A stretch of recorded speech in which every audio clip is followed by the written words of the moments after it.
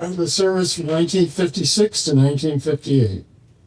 I had basic training at Fort Benning, Georgia, and then later I spent the rest of my time at Fort Huachuca, Arizona, where we tested military electronic equipment. So the story I'm going to tell you is about my confirmation speech. And my confirmation speech had a lot to do with the rest of my life and how it evolved. So I'm growing up in Evansville, Indiana, which is a river town from the Ohio River, as far south as you can go in Indiana.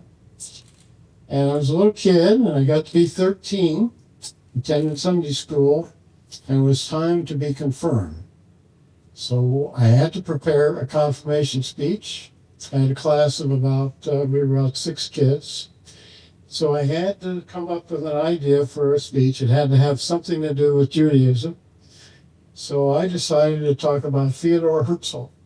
And he was a early proponent for establishing a Jewish homeland, which eventually became Israel. So I read all about Theodore Herzl, everything I could find out about him. I wrote my speech. I was all ready to go.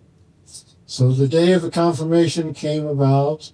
We're in the synagogue in Evansville, Indiana. Place is filled. We're on the dais. We're on the platform. We're going through our speeches.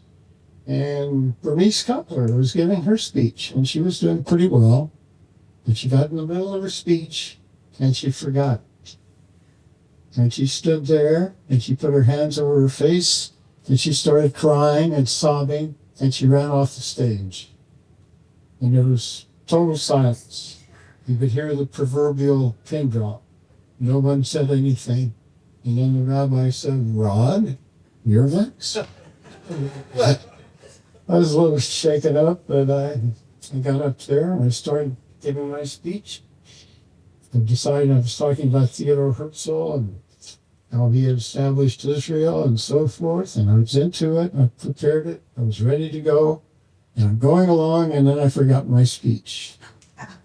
So I had a little talk to myself. I said, "Well, here I am. What do I do?"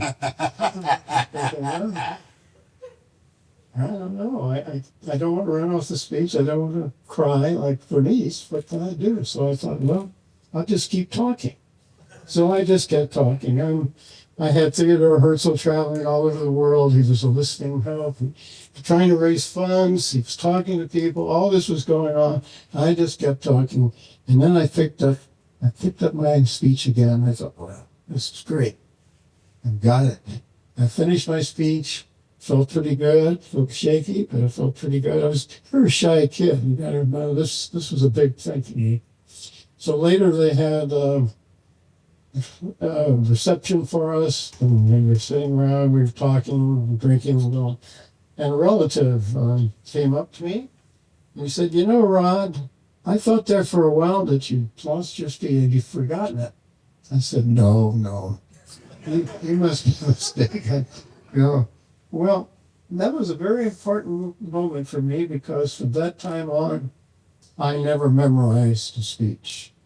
I went to college, I became an electronic engineer.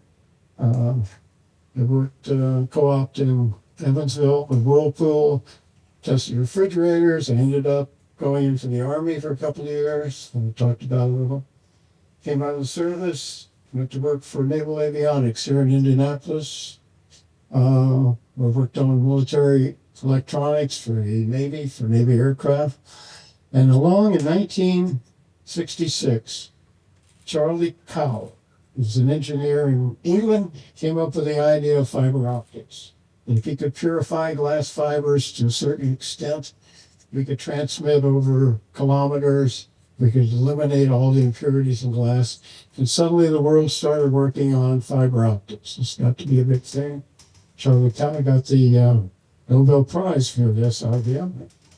Here I am, and I got to work on fiber optics, and I ended up getting funding and developing some ideas, and attended a standards group that was developing all the standards for military applications of fiber optics. I ended up chairing a committee for about 5 years. We had participation from European members, from all the aircraft developers and all the people working on it, developed standards for fiber optics, put in military aircrafts and so forth. So this kind of went on, but I never, ever memorized a speech. I learned to talk from notes. If you give me a list of viewpoints that I could project, I could talk forever. I could talk for hours. I'm very shy guy, but I could talk. I knew my stuff. And that's the story of how my confirmation speech changed my entire life. Thank you.